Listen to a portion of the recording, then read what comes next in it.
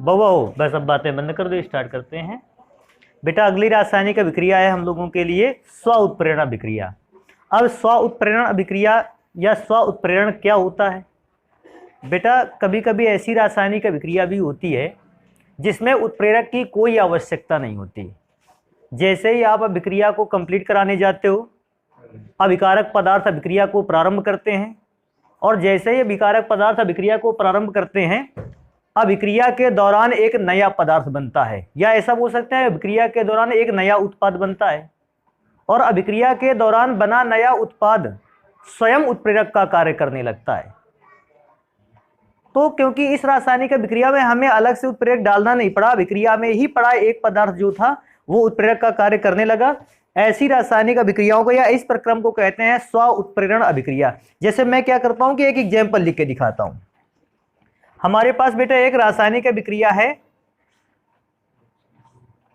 बेटा इस कंपोनेंट का नाम है एथिल एसीटेट। ये एक प्रकार का ईस्टर है। अगर बेटा इसकी अभिक्रिया हम जल से करवाएं, तो बेटा अभिक्रिया जल से करवाने में होता क्या, इसमें से किसी भी प्रकार का उत्प्रेरक मैंने अभी सम्मिलित नहीं किया। बेटा जल को तो आप सभी जानते हो HOH के फॉर्म में लिखा जा सकता है। अभिक्रिया कैसे होगी कि ये यहां से बॉन्ड को ब्रेक करेगा, एक और OH देगा और एक तरफ H देगा। जल को मैंने H और OH में ब्रेक किया, एक और H लिखा, एक और OH लिखा। तो इस दौरान अभिक्रिया में पदार्थ जो बनकर तैयार हुआ है वो बनकर तैयार हुआ है CH3COOH और साथ में बनकर तैयार हुआ C2H5OH। अब कहोगे अभिकारक पदार्थ दो थे। इस अभिक्रिया में जैसे ही मैंने कंप्लीट कराना स्टार्ट किया, अभिक्रिया के दौरान एक पदार्थ बनकर तैयार हुआ एसिटिक एसिड, और जैसे एसिटिक एसिड की थोड़ी सी ही मात्रा बनी, ये अब इस अभिक्रिया में उत्प्रेरक का कार्य करने लगा। इससे मुझे क्या पता चलता है, मैंने अभिक्रिया में कोई विशेष उत्प्रेरक नहीं डाला, मैंने अभिक्रिया तो रिएक्टेंट की केवल करवाई है, उत्प्रेरक तो मैंने डाला ही नहीं था। लेकिन अभिक्रिया ने स्वयं ही एक उत्प्रेरक का निर्माण कर दिया, क्योंकि अभिक्रिया ने स्वयं उत्प्रेरक का निर्माण कर दिया, और इस उत्प्रेरक के बनते ही अभिक्रिया का वेग कैसा हो गया, तीव्र हो गया, क्योंकि उत्प्रेरक तो अभिक्रिया की स्पीड को यहां पर बढ़ा रहा था, तो अभिक्रिया का वेग तीव्र हो गया। तो ऐसी उत्प्रेरण अभिक्रियाओं को या इस प्रकार की घटना को हम कहते हैं स्व उत्प्रेरण। एक ऐसा रासायनिक प्रक्रम या एक ऐसा रासायनिक परिवर्तन जिसमें अभिक्रिया में डाले गए अभिकर्मक पदार्थ एक उत्प्रेरक पदार्थ का निर्माण करते हैं। तो अभिक्रिया में डाले गए अभिकारक पदार्थ ने एक उत्प्रेरक को बनाया, और यह उत्प्रेरक अभिक्रिया की स्पीड को बढ़ा देगा। अब हुआ कैसे, पता कैसे चलता है, क्योंकि रिएक्शन शुरुआत में तो बिल्कुल धीमी होती है, और रिएक्शन की शुरुआत में स्पीड बिल्कुल धीमी थी, लेकिन कुछ देर बाद अचानक रासायनिक अभिक्रिया के वेग में वृद्धि हो गई। इससे यह अंदाजा लगा कि बेटा अगर शुरुआत में अभिक्रिया धीमी हो रही थी क्योंकि उसमें कोई भी उत्प्रेरक नहीं था, लेकिन जैसे ही थोड़ी सी अभिक्रिया हुई और एसिटिक एसिड की कुछ मात्रा बनकर तैयार हुई, इसने अभिक्रिया के वेग को क्या कर दिया, बढ़ा दिया। क्योंकि रासायनिक अभिक्रिया में बना हुआ एसिटिक एसिड स्वयं उत्प्रेरक का कार्य करता है। इस घटना को कहते हैं स्व उत्प्रेरण अभिक्रियाएं। जैसे एक और रासायनिक अभिक्रिया, इसको भी ध्यान दे सकते हैं। बेटा हमारे पास एक और एसिड है जिसका नाम है ऑक्जेलिक एसिड, इसको तो सभी जानते होंगे। अगर ऑक्जेलिक एसिड की अभिक्रिया KMnO4 पोटेशियम परमैंगनेट KMnO4 के अम्लीय विलयन से कराया जाए, तो बेटा आप सभी जानते हो, अगर याद होगा तो हम लोगों ने पी ब्लॉक चैप्टर पर इसी अभिक्रियाओं को पढ़ रखा था। क्या पढ़ रखा था हम लोगों ने कि बेटा जब किसी रासायनिक अभिक्रिया में KMnO4 और H2SO4 दिखाई दे दे, तो सबसे पहले इतने भाग को तो भूल जाओ, KMnO4 H2SO4 की जगह पर आप क्या लिख दो, एक तो K2SO4, दूसरा क्या लिख दो MnSO4, और साथ में लिख दो क्या, H2O। बेटा जगह नहीं तो नीचे लिख दे रहे हैं इसको। और मैंने कहा था जैसे ही आपको एसिड मिल जाए तो आप इसको तुरंत चेंज कर दीजिए कार्बन डाइऑक्साइड गैस में। अब क्या हुआ, इसको, इस केमिकल कंपाउंड को कहते हैं लाल दवा। आपको कि सर बाकी के विषय में इतनी ज्यादा बातें नहीं बता रही, ये लाल दवा को इतना ज्यादा तो एक्सप्लेन किया जा रहा है। बेटा लाल दवा अगर देखेंगे तो ये गुलाबी कलर का घोल बनाता है। अब हुआ क्या कि जैसे मैंने अभिक्रिया कराई, लाल दवा की उपस्थिति के कारण घोल का रंग गाढ़ा गुलाबी था। अभिक्रिया कंप्लीट हुई। अभिक्रिया कंप्लीट होने पर आप देखो KMnO4 पहले तो अवेलेबल है, लेकिन बाद में KMnO4 आपको कहीं नहीं दिखेगा। इसका मतलब है केमेनोफोर लगातार क्या होता जा रहा है, नष्ट होता जा रहा है। अगर बेटा केमेनोफोर लगातार नष्ट होगा तो इसका रंग भी, गुलाबी रंग भी तो नष्ट होता चला जाएगा। मैंने अभिक्रिया में क्या देखा कि शुरुआत जब अभिक्रिया की हुई तो गुलाबी रंग धीरे धीरे गायब हो रहा था। अगर गुलाबी रंग धीरे धीरे गायब हो रहा था तो इसका अर्थ था कि गुलाबी रंग केमेनोफोर जो है वो धीरे से अभिक्रिया कर रहा है, और केमेनोफोर ही सारे पदार्थ धीमे धीमे अभिक्रिया कर रहे हैं। लेकिन जैसे ही अभिक्रिया को प्रारंभ हुए, थोड़ा समय बीता और एक रासायनिक पदार्थ बनकर तैयार हुआ MnSO4, मैग्नीज सल्फेट इसको बोलते हैं। यह पदार्थ बनकर तैयार हुआ और स्वयं उत्प्रेरक का कार्य करने लगा, बनकर तैयार हुआ और स्वयं उत्प्रेरक का कार्य करने लगा। अब स्वयं उत्प्रेरक का कार्य करने लगा तो इसकी अभिक्रिया की स्पीड को कैसी हो गई, तीव्र। अब हम ये कैसे पहचाने कि अभिक्रिया का वेग तीव्र हो गया है? तो बेटा हम इस बात को देखते हैं कि जो गुलाबी रंग अभी धीरे धीरे समाप्त हो रहा था, अब वो गुलाबी रंग बहुत तीव्रता से, बहुत तेजी से समाप्त हो गया। क्योंकि गुलाबी रंग बहुत तेजी से समाप्त हो गया, हमने इस बात का अंदाजा लगा लिया कि अभिक्रिया का वेग क्या हो गया है, बढ़ गया है। तभी हमारे दिमाग में ये बात आई है कि अभिक्रिया में हमने कोई उत्प्रेरक तो डाला नहीं, तो अभिक्रिया का वेग इतनी तेजी से क्यों बढ़ गया। बाद में इस बात का अंदाजा लगा कि अभिक्रिया के दौरान ही एक उत्पाद पदार्थ बना था MnSO4, यह स्वयं उत्प्रेरक का कार्य करने लगा है। और क्योंकि यह स्वयं उत्प्रेरक का कार्य करने लगा है, इस घटना को कहते हैं स्व उत्प्रेरण। तो स्व उत्प्रेरण समझ गए?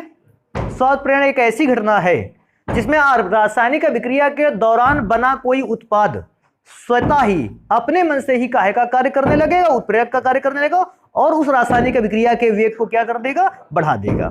तो इस एग्जाम्पल को भी याद रखते हैं और परिभाषा भी हम समझ गए हैं कि क्या होता है स्व उत्प्रेरण। तो एक काम करते हैं, जल्दी से इसको लिख लेते हैं।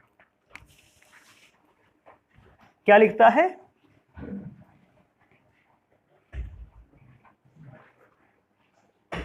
कुछ रासायनिक अभिक्रियाएं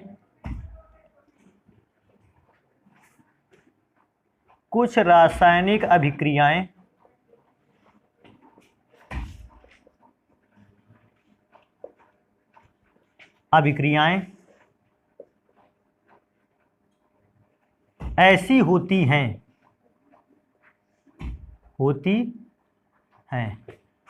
कि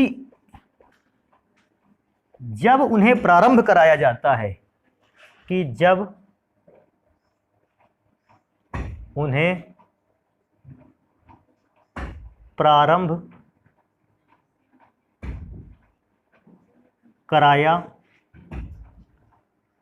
है, तो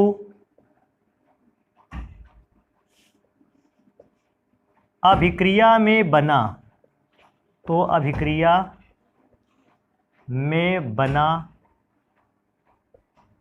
कोई उत्पाद पदार्थ स्वयं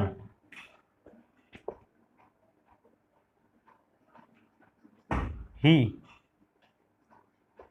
उत्प्रेरक का कार्य करने लगता है, स्वयं ही उत्प्रेरक का कार्य करने लगता है, जिससे रासायनिक अभिक्रिया की दर बढ़ जाती है। दर का वेग भी लिख सकते हो आप, जिससे रासायनिक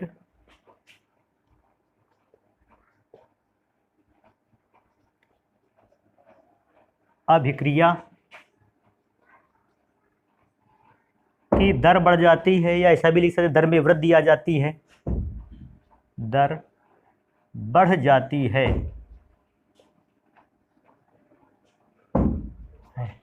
अतः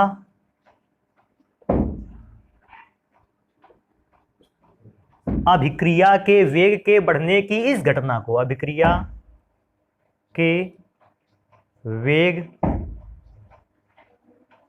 के बढ़ने की इस घटना को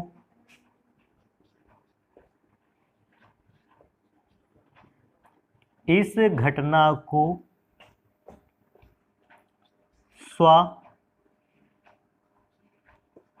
उत्प्रेरण कहा जाता है। तो बेटा ये तो स्व उत्प्रेरण की परिभाषा हो गई, हमने इसको लिख लिया। दो एग्जाम्पल लिख रहे हैं, कम से कम एक का एक्सप्लेन कर देना चाहिए। जैसे मैं क्या करता हूं कि इसको अगर एक्सप्लेन करूंगा तो कैसे एक्सप्लेन करूंगा कि एथिल एसीटेट जल से जब अभिक्रिया करता है तो प्रारंभ में अभिक्रिया की दर कैसी रहती है, धीमी, परंतु जैसे ही एसिटिक एसिड का उत्पाद कुछ मात्रा में बनता है, अल्प मात्रा में बनता है, स्वतः उत्प्रेरक का कार्य करता है और अभिक्रिया की दर को क्या कर देता है, तीव्र कर देता है। अतः यह एक स्व उत्प्रेरण प्रक्रम है। और इसकी बात आएगी तो हम क्या बताएंगे, ऑक्जेलिक अम्ल को पोटेशियम परमैंगनेट के अम्लीय विलयन में रखने पर हम इस बात को देखते हैं कि पहले पोटेशियम परमैंगनेट का गुलाबी कलर धीरे धीरे समाप्त हो रहा था, परंतु अभिक्रिया के दौरान मैग्नीज सल्फेट बनते ही यह स्वतः उत्प्रेरक का कार्य करता है और गुलाबी रंग शीघ्रता से क्या हो जाता है, गायब हो जाता है। अतः अभिक्रिया के वेग में क्या आ गई है, वृद्धि हो गई है। और इस अभिक्रिया को भी हम कौन सी अभिक्रिया कहते हैं, स्व उत्प्रेरण अभिक्रिया या स्व उत्प्रेरण प्रक्रम कहते हैं।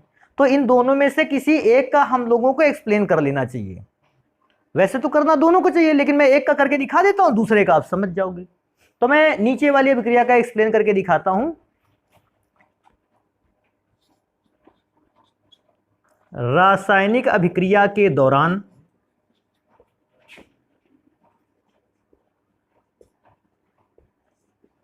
रासायनिक अभिक्रिया के दौरान या एक काम कर लेते हैं, मैं दोनों का एक्सप्लेन कर देता हूं। मैं पहले पहली रिएक्शन का एक्सप्लेन कर रहा हूं, इस वाली अभिक्रिया को यहां एक्सप्लेन करते हैं। कहते हैं रासायनिक अभिक्रिया के दौरान यह पाया गया कि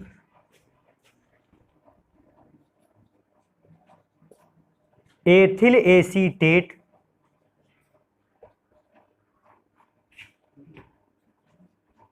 की जल से अभिक्रिया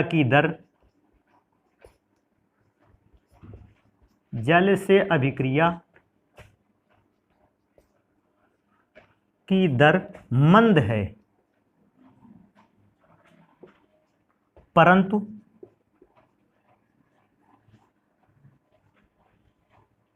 कुछ समय पश्चात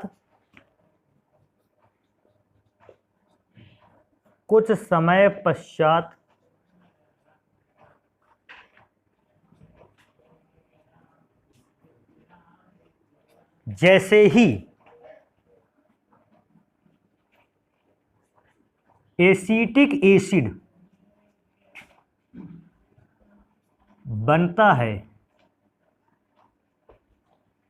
स्व उत्प्रेरण के कारण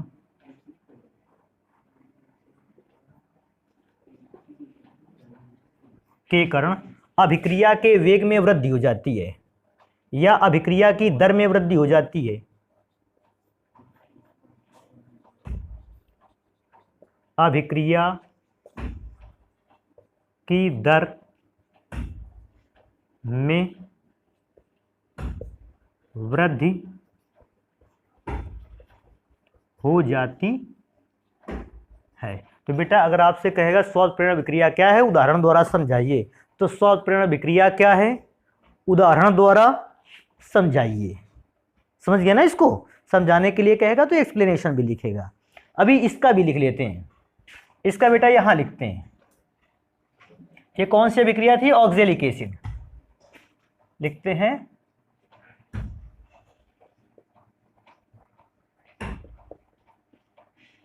ऑक्जेलिक अम्ल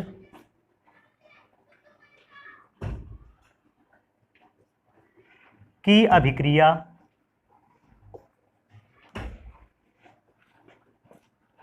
पोटेशियम परमैंगनेट, जिसको हम किस नाम से जानते हैं, लाल दवा,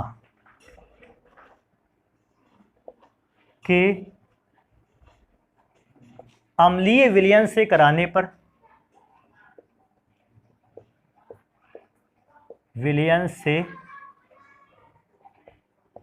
कराने पर KMnO4 का गुलाबी रंग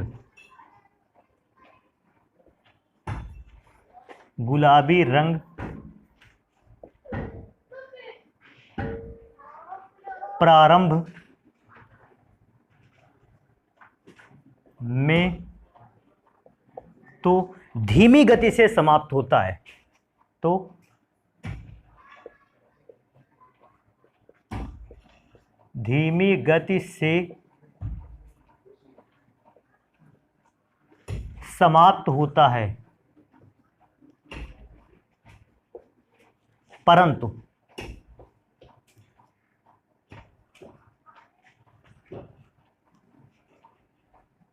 कुछ समय पश्चात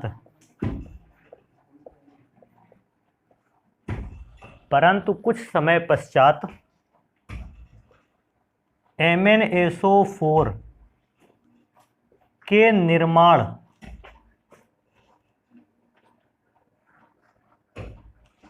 SO4 के निर्माण के कारण अभिक्रिया के वेग में वृद्धि हो जाती है। अभिक्रिया के वेग में वृद्धि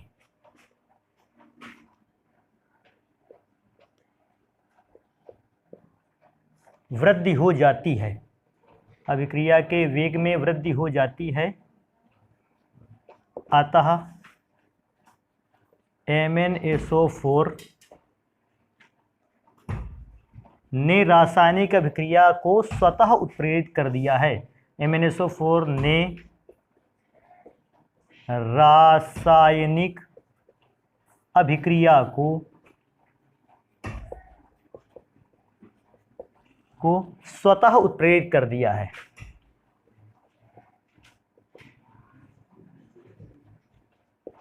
उत्प्रेरित कर दिया है। तो बेटा ये तो अगले प्रकार की रिएक्शन हो गई जिसको हम स्वतः, जिस घटना को हम स्वतः उत्प्रेरण कह रहे थे। अभी एक और घटना पढ़ेंगे इनमें से, जिसमें से हम लोगों ने लिखा था प्रेरित उत्प्रेरण। ये कौन सी घटना होती है? तो मैं एक काम कर लेता हूं, हेडिंग डाले देता हूं प्रेरित उत्प्रेरण। पहले तो इसको समझ लेते हैं, प्रेरित उत्प्रेरण होता क्या है। प्रेरित उत्प्रेरण एक ऐसी घटना है बेटा, देखो क्या होता है, जब भी हमने किसी एक पदार्थ की अभिक्रिया करवानी चाहिए, वो पदार्थ अभिक्रिया बिल्कुल भी नहीं कर रहा था। मैंने क्या माना, ऐसा भी मान सकते हैं कि हमारे पास दो अभिक्रियाएं थीं और दो अभिक्रियाओं में से मेरे पास पहली अभिक्रिया थी जिसमें से ए पदार्थ की अभिक्रिया सी से करवानी थी, दूसरी अभिक्रिया थी जिसमें से बी पदार्थ की अभिक्रिया सी से करवानी थी। उनमें से हुआ क्या, हमने देखा कि जो पदार्थ ए है वो सी से अभिक्रिया नहीं कर रहा है, लेकिन पदार्थ जो बी है वो सी से अभिक्रिया कर रहा है। अभी प्रॉब्लम क्रिएट क्या होती है, इसमें से मुझे लगता है कि एक रासायनिक अभिक्रिया कंप्लीट होगी नीचे वाली और एक रासायनिक अभिक्रिया कंप्लीट नहीं होगी। लेकिन अभी हुआ क्या, अगर मैं दोनों रासायनिक अभिक्रियाओं को एक ही पात्र में करवा दूं, एक ही बर्तन में कंप्लीट करवाने की कोशिश करूं, तो मैं क्या देखता हूं, अभी ए सी से अभिक्रिया नहीं कर पा रहा था, लेकिन अगर दोनों रासायनिक अभिक्रियाओं को एक ही बर्तन में करवा दिया जाए तो अब इस बात को देखने को मिलता है कि बी तो सी से अभिक्रिया कर ही रहा था, अब ए भी सी से अभिक्रिया करने लगा है।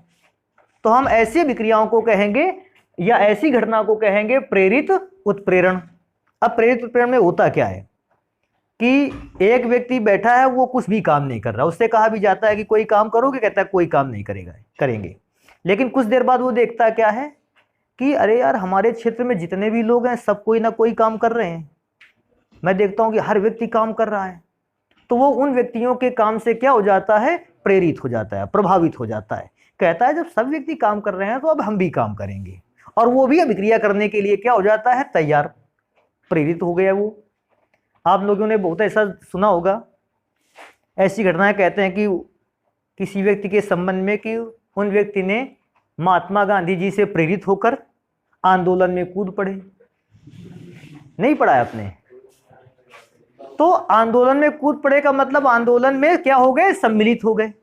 पहले इनका मन नहीं था, कि हम आंदोलन में जाएंगे। लेकिन जब उन्होंने देखा कि नहीं, महात्मा गांधी जी हैं और हम लोगों के अच्छे रास्ते दिखा रहे हैं, वो तुरंत उस आंदोलन में भी क्या हो गए, सम्मिलित हो गए। पहले इनकी कोई अभिक्रिया नहीं हो रही थी, अब अभिक्रिया होने लगी। बहुत जगह ऐसे भी होते हैं, प्रेरित उत्प्रेरण कैसा होता है कि आप सभी की क्लास लगी हुई है, उसमें से एक बच्चा है जो कभी नहीं पढ़ना चाहता, वो केवल बैठा रहता है, वो सोचता है कि क्या करना है पढ़ के आगे, ठीक है जो चल रहा है चलने दो। लेकिन जब वो बच्चा देखता है कि पूरी क्लास पढ़ रही है, एक मैं ही एक ऐसा व्यक्ति हूं जो हम इधर उधर की बातों में लगे हैं लेकिन पूरी क्लास तो पढ़ रही है, तो कभी कभी बच्चा क्या होता है, प्रेरित हो जाता है सबको देखकर कि सब पूरी क्लास पढ़ रही है, हम ही ऐसे बैठे हैं केवल, तो अब हम भी पढ़ाई करेंगे। और वो इस बात को, घटना को लेकर क्या हो जाता है, प्रेरित हो जाता है। सेम इनका भी है।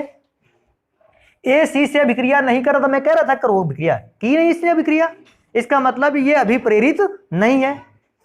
लेकिन बी सी से अभिक्रिया कर सकता था। फिर मैंने क्या किया, इन दोनों को आपस में मिला दिया। इन दोनों को क्या, दोनों रासायनिक अभिक्रियाओं को आपस में मिला दिया। और जैसे ही दोनों रासायनिक अभिक्रियाओं को आपस में मिलाया, अब बेटा ए बी सी से विक्रिया करने लगा है और बी तो सी से पहले से ये विक्रिया कर रहा है। तो अब हम क्या बताएंगे, ए सी से अभिक्रिया करने के लिए क्या हो गया है, प्रेरित हो गया है। तो जब एक रासायनिक अभिक्रिया की उपस्थिति में किसी दूसरी रासायनिक अभिक्रिया को वृद्धि हो जाए या दूसरे रासायनिक अभिक्रिया के वेग में वृद्धि हो जाए, हम इस घटना को कहते हैं प्रेरित उत्प्रेरण। परिभाषा बिल्कुल सरल रहने वाली। क्या, जब किसी एक रासायनिक अभिक्रिया की उपस्थिति में किसी दूसरी रासायनिक अभिक्रिया को भी क्या कराया जा सके, कंप्लीट कराया जा सके, पूरा कराया जा सके, तो हम इस प्रकार की घटना को कहते हैं प्रेरित उत्प्रेरण अभिक्रिया। तो एक काम कर लेते हैं, पहले इसकी डिफिनेशन लिख लेते हैं, फिर इसके एग्जाम्पल को देखते हैं। क्या लिखते हैं, जब दो रासायनिक अभिक्रियाओं में, जो दो रासायनिक अभिक्रियाओं में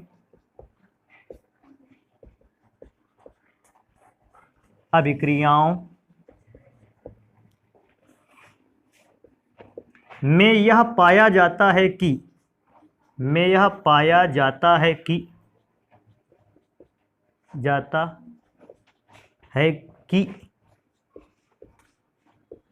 उनमें से एक अभिक्रिया तो पूर्ण हो रही है, उनमें से एक अभिक्रिया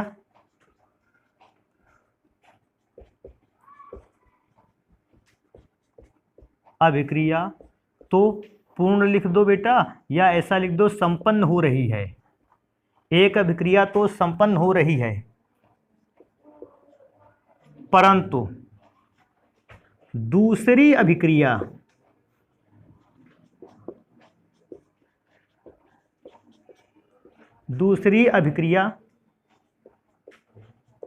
संपन्न नहीं हो रही।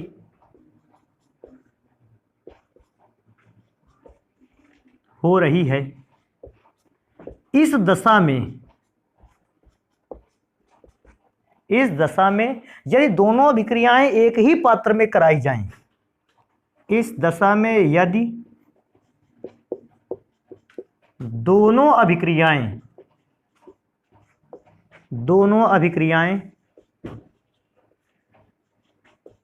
एक ही पात्र में कराई जाएं,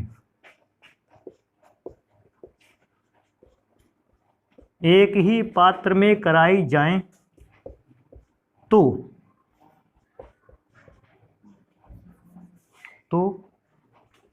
अब दोनों रासायनिक अभिक्रियाएं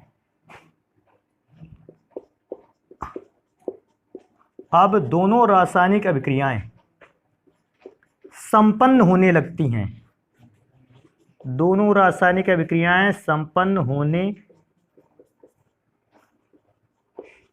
संपन्न होने लगती हैं। यह घटना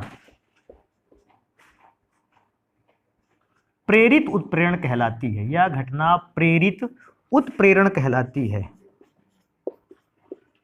यह घटना प्रेरित उत्प्रेरण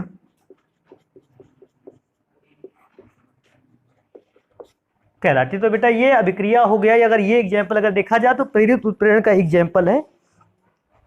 अब इस अभिक्रिया को कंप्लीट भी करते हैं। देखो इसका एक एग्जाम्पल लिखते हैं। क्या एग्जाम्पल लिखते हैं?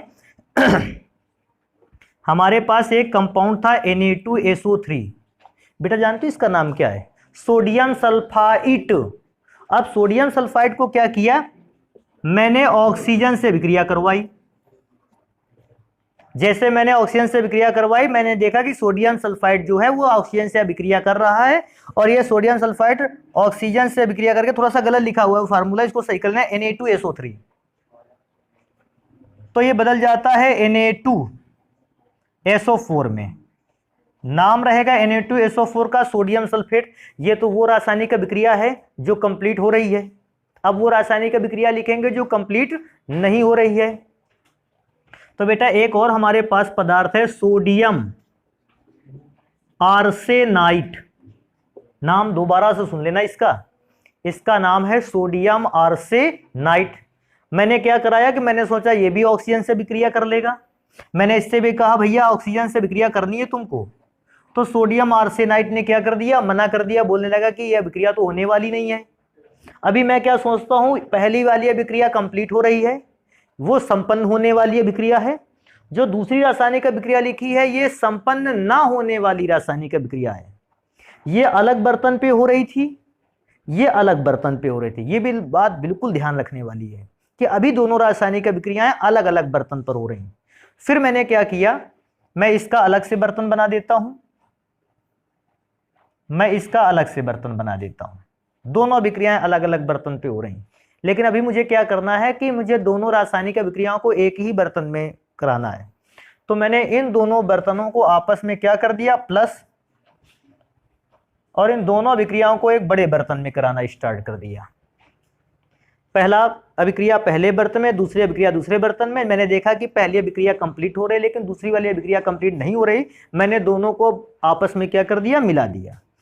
अब दोनों को आपस में मिलाने से बेटा हुआ क्या, देखो Na2SO3 जो था मैं उसको लिख लेता हूं, Na2SO3। बेटा दोनों को आपस में मिलाने का मतलब होता है प्लस कर देना, ये तो होता है भाई, दो चीजों को आपस में कभी मिलाते हैं, छोटे से छोटा बच्चा जानता है मिलाने का मतलब प्लस। आपके पास 10 रुपए थे, दोस्त के पास 10 रुपए थे, दोनों ने आपस में मिला दिए तो कितने रुपए हो गए, 20। ये क्वेश्चन जो है वो छोटे बच्चे ही बता देते हैं, इसका आंसर चाहिए नहीं हमको केवल ये ध्यान देना है कि अगर दोनों अभिक्रियाओं को एक ही पात्र में किया गया इसका मतलब मिलाया गया है, और मिलाया गया है तो दोनों अभिक्रियाओं को आपस में क्या कर लेते हैं, जोड़ लेते हैं। तो पहला कंपोनेंट हो गया Na2SO3, दूसरा कंपोनेंट हो गया Na3ASO3 सोडियम आर्सेनाइट, और OO मिलकर बन गया क्या, O2, या आप ऐसे भी लिख सकते हो कि OO मिलकर बन गया 2O। अभी मैंने अब क्या देखा इस अभिक्रिया के दौरान, पहला पदार्थ तो अभिक्रिया कर ही रहा था, अर्थात सोडियम सल्फाइड जो था वो सोडियम सल्फेट में तो चेंज ही हो रहा था, लेकिन जो दूसरा पदार्थ सोडियम आर्सेनाइट अभिक्रिया नहीं कर पा रहा था, अब वो भी अभिक्रिया करने लगा है, और वो चेंज हो गया है सोडियम आर्सेनेट में, Na3ASO4। अगर देखा जाए तो हम लोगों के यहाँ एक कहावत है, कहते हैं खरबूजे को देखकर खरबूजा रंग बदल देता है, नहीं कहावत है, पूरी कंडीशन लागू हो रही थी। पहले ये विक्रिया नहीं कर रहे थे, लेकिन जैसे दूसरे को देखा कि ये विक्रिया कर रहा है, अपना स्वयं विक्रिया करना स्टार्ट कर दिया। लेकिन इस कंडीशन पर दोनों अभिक्रियाएं अब एक ही पात्र में कराई जानी चाहिए। अगर अभी भी अभिक्रियाएं अलग अलग पात्र में कराओगे कोई फायदा नहीं है। अभिक्रियाओं के लिए दोनों रासायनिक अभिक्रियाएं एक ही पात्र में करानी चाहिए। तो क्योंकि दूसरी अभिक्रिया पहली अभिक्रिया को देखकर प्रेरित हो गई, हम ऐसी अभिक्रिया को या इस घटना को कहते हैं प्रेरित उत्प्रेरण। तो आप ध्यान रखते हैं इस बात को, प्रेरित उत्प्रेरण क्या होता है। आप एक काम करेंगे, इसको नोट कर लेंगे पूरे, और फिर इसके बाद पढ़ते हैं आगे। बेटा अगली हेडिंग है हम लोगों के लिए उत्प्रेरक की विशेषताएं। उत्प्रेरक की विशेषताएं का मतलब एक उत्प्रेरक में क्या क्या विशेषताएं हो सकती हैं, या ऐसे भी इस क्वेश्चन को पूछ सकता है कि उत्प्रेरण के अभिलक्षण, उत्प्रेरण के क्या क्या लक्षण होते हैं। तो उत्प्रेरण के मैंने कुछ लक्षण या उत्प्रेरक की कुछ विशेषताएं लिख रखी हैं। हालांकि इनकी विशेषताएं तो बहुत सारी हैं, तो कुछ आज की क्लास में पढ़ेंगे, बाकी नेक्स्ट क्लास में पढ़ेंगे।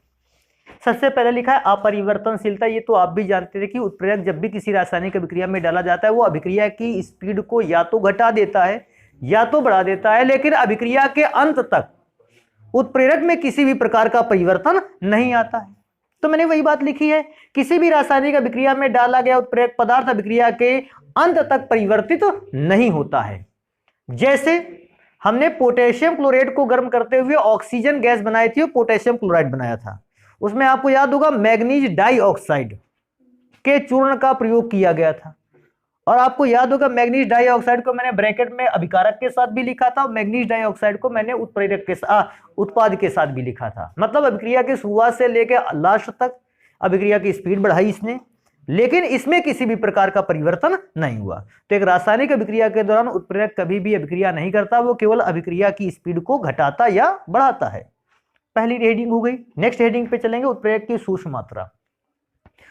यह ज्यादातर बच्चों के दिमाग में रहता है क्या, कि यदि किसी रासायनिक अभिक्रिया को हम कंप्लीट करवा रहे हैं और हम उस अभिक्रिया के वेग को घटाना या बढ़ाना चाहते हैं, मतलब उत्प्रेरक डालना चाहते हैं, तो उस रासायनिक अभिक्रिया के हिसाब से हम कितनी अमाउंट में उत्प्रेरक को डालें। हमें ये तो पता हो गया कि ये उत्प्रेरक काम करेगा, लेकिन ये नहीं पता हुआ कि अभिक्रिया में से अगर अभिकारक मैंने इतना मात्रा में लिया है तो उसके हिसाब से कितनी मात्रा में उत्प्रेरक डाला जाए। तो इसका आंसर है कि अभिकारकों के हिसाब में उत्प्रेरक की मात्रा बहुत सूक्ष्म होती है। अगर मैं देखूं तो किसी रासायनिक अभिक्रिया में तो उत्प्रेरक बिल्कुल ना के बराबर होता है। जैसे मैंने एक एग्जाम्पल भी लिख रखा है, पहले मैं पढ़ के सुनाता हूं। किसी रासायनिक अभिक्रिया को उत्प्रेरित करने के लिए उत्प्रेरक की सूक्ष्म मात्रा की ही आवश्यकता होती है। बहुत कम मात्रा में उत्प्रेरक कार्य कर जाता है, बहुत कम अमाउंट में, बहुत छोटी अमाउंट में भी उत्प्रेरक रासायनिक अभिक्रियाओं के वेग को परिवर्तित कर सकता है। जैसे यहाँ एक एग्जाम्पल लिखा है कि हाइड्रोजन पराक्साइड का अपघटन कराया जाए, तो एक रासायनिक अभिक्रिया होती है, हाइड्रोजन पराक्साइड का अपघटन कराने पर बनता है जल और ऑक्सीजन। तो कहता है 10 टू दी पावर 8 लीटर। तो हाइड्रोजन पराक्साइड के 10 करोड़ लीटर को अपघटित कराने के लिए अगर आप उस पर उत्प्रेरक को डालना चाहते हो तो 1 ग्राम कोलाइडल प्लेटिनम की आवश्यकता होती है। मैं क्या सोचता हूं, 10 करोड़ लीटर हाइड्रोजन पराक्साइड बहुत होता है, और उसकी अभिक्रिया की स्पीड को बढ़ाने के लिए केवल 1 ग्राम प्लेटिनम आवश्यक है। हालांकि इसको थोड़ा सा ध्यान रखना, 1 ग्राम कोलाइडल प्लेटिनम, कोलाइडी अवस्था में उपस्थित प्लेटिनम की आवश्यकता होती है, लेकिन केवल 1 ग्राम की आवश्यकता होती है। तो ये अपने आप में बहुत बड़ी बात है कि उत्प्रेरक हमेशा अभिक्रिया में सूक्ष्म मात्रा में ही पड़ता है, कम से कम मात्रा में पड़ता है।